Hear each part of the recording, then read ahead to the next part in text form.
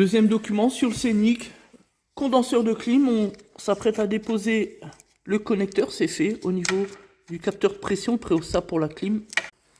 Concernant la pièce neuve, on a les joints neufs qu'on vient de déballer, qui sont livrés avec, c'est très bien fait. On a bien l'insert pour le capteur et puis les deux durites haute pression. S'agissant du diagnostic, la dame est allée voir effectivement le concessionnaire Renault, qui pour ce dernier a été parfaitement incapable de lui tirer un diagnostic. Voilà.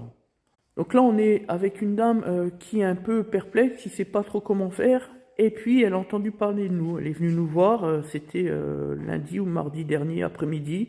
On a échangé ensemble et puis on lui a fait comprendre que effectivement nous on peut pas, on n'a pas le matériel pour établir le diagnostic du circuit de clim. Par contre, par expérience, on sait que dans 95% des cas, c'est souvent le condenseur. Pourquoi?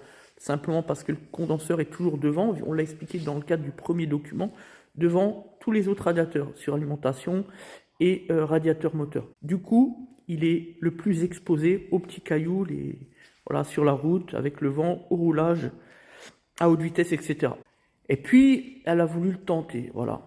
Je lui avais expliqué également que le fait pour le véhicule qu'il fasse un peu moins de froid, ça peut être aussi lié au déshydrateur, le fameux filtre qui est bouché, etc. On avait eu le cas, nous en tout cas à l'époque, sur 206 S16, bref. Mais que c'est un phénomène rare, en général c'est souvent le condenseur. Voilà pourquoi elle a tenté l'aventure du remplacement du condenseur. Elle a préféré notre devis à celui de chez Renault, évidemment. Voilà pourquoi elle nous a fait confiance. Aussi parce qu'elle a entendu parler de nous, le réseau Plus que Pro, les avis clients certifiés par la blockchain, etc., etc. Par des amis, elle avait effectivement entendu parler de notre expertise. Je n'en dirai pas plus sur la renommée qui est la nôtre. En effet, il n'y avait plus de gaz. Plus de gaz. Maintenant, le risque, c'est la corrosion, l'aluminium qui se dégrade et qui colle la durite. On espère qu'il ne va pas y avoir de problème sur cette question-là. Tout va bien. Les joints sont même intacts. On va les récupérer.